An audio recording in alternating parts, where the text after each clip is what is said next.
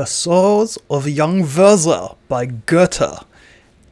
This is a spoiler review. I mean, come on, it's 250 years old or something. I'm just going to spoil it. It's an epistolary novel. Again, another one just like Time Wars. This is how you lose the Time War.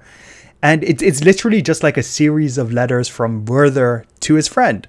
And it's about this emo boy Werther who falls in love with this girl, like head over heels in love. And then his head gets stuck upside down in love. And then he kills himself. And so if that's the story, this happened and that happened, then I guess the themes of this book are, or what I found interesting about this book are the social structure of the time, the gender roles of the time, and this idea of the idyll. Our protagonist, Werther, is from a well-to-do family. I mean, still aspirational, but not like upper class or aristocratic, but there are social strata below him as well. And the strata below him, they all kind of look up to where he's at, but it's as though they weren't the same. And like the folks from these like lower strata, they even feel weird being in the same space as him. Like there's a touching scene by a fountain where Werther is being all romantic and emo about this chick that he met, and some kid, just because he's a kid, you know, he's ignorant of these social rules, he accepts an apple from Werther, you know, something like that, right? But the thing is, Werther shouldn't really even be by the fountain in the first place, because it's where the common people go to hang out, where they go get their water, and plus it's in the middle of the day and it's hot, and like rich people don't hang out outside when it's hot. And then this mother rebukes the kid, and then Werther is like, chill fam, I got this, it's cool, don't worry. And then all the all the locals end up liking Werther.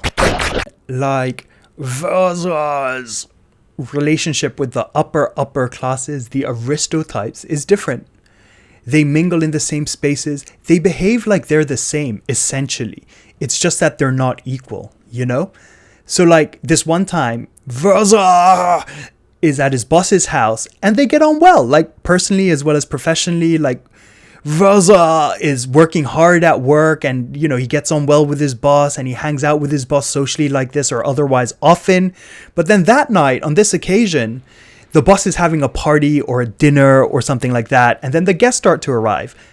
And by the way, many of these guests, Werther already knows. And one of them, he also nearly has a fling with. And like, the feelings are mutual, reciprocated, and generally, socially speaking, the people know about this as well. And they're like cool about it. But the fact that Werther was there at this event, dinner, party, whatever, at his boss's place was a big no-no. Like, why is this gazelle drinking from the same pond as the lions? And the next day, big shame on Werther for being there. Not on the boss for absent-mindedly letting him stay there, but on Werther. And he gets totally, completely ostracized.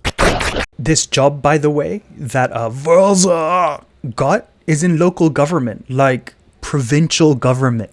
And he got it through nepotism, like his mother pulled some strings, you know. And he even mentions that his mother is so proud that, you know, Werther got this job and that this job gives Werther the opportunity to establish himself socially. But I guess like the upper aristotypes, they don't like pretenders who might threaten their status. So the general impression I get is that everyone seems to think that Werther is the proto-incel emo. Except, you know, he finds beauty in shit existing and not in the fact that they'll eventually fade to nothing and therefore paints his nails black. Like Werther, he paints, he writes, he stares out at the landscape, talks wistfully about the weather. He finds beauty in everything, man. Bro is full of love. Romantic, I guess. Yeah, romantic is the right word. People say his love for Lotte is unrequited, therefore he suicides. But I really don't think that's quite it. Like, Lotte wants to, but is unable to requite his love. That's how I see it anyway. And Werther's hopelessness isn't just a selfish, she don't like me, bang, kind of thing. He's more lamenting the entire structure of society sort of thing, right? Because he's damned if he does, he's damned if he doesn't, and our homeboy just feels trapped in it. Seriously, Lotte is a bitch if she was just leading him on like that, unknowingly. Lotte, by the way, is the chick that Werther likes, if you didn't catch on. Like, come on, she knew. She enjoys his company. She seeks him out. The way she is with Werther and how she is with Albert, her fiancé, is totally different. And like, Albert's a decent guy. And Goethe paints him very sympathetically too. But what makes Lotte and Werther's connection so strong is that they both have this tacit and unspoken understanding that they just can't be with each other. They can't be, because she is already, from the moment Werther meets her first, she's already promised to Albert. So they're both trapped in it. And despite this, Werther still hangs out with Albert and Lotte. Like, pretty ballsy, if you ask me. Not proto-incel emo like everyone says. And Lotte, she can't say anything because literally, women have no rights. Big sigh. And Albert is like, you can do whatever you want, Werther, cause you can't do shit cause she's already married to me. And society dictates you can't do anything without risking shame. So let's just be civil and you'll eventually grow out of this. Oh my god. Lotte, if anything, is more trapped than Werther. But Werther, being a man, is also like trapped between like social ostracization and his pride as a man. And so he shoots himself. And oh boy, does he ever. Okay, so all that is like the social status, gender roles sort of thing. Now let's talk about the idyll. Like, the whole novel is set in like beautiful and romanticized nature, and fucking emo boy Werther, he loves that shit. He laps it up, he paints it, he writes poems about it. And remember, the novel is all letters, and so his letters are just filled with how much he loves that shit. And when Werther is not being a wuss about Lotte, he's being a wuss about nature. And honestly, as like a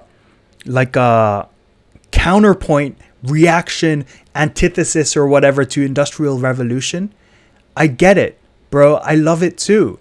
And it's laid on thick. Like, it's laid on Bambi Disney before the mother gets shot. It's thick. And it's like, I genuinely enjoyed it. It's beautiful.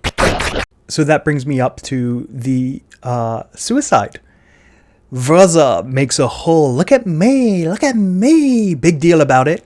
He fucking shoots himself at midnight, sitting at his desk, and they find him still alive the next morning when his butler bitch boy is like, "Why hasn't master called me to dress him yet?" Still alive the next day with a gunshot wound to his face, gasping, hissing, wheezing from all the holes. Doctor comes, Albert even comes, some other people come. He eventually dies 12 whole hours after he shot himself. Contrast that to the idyll.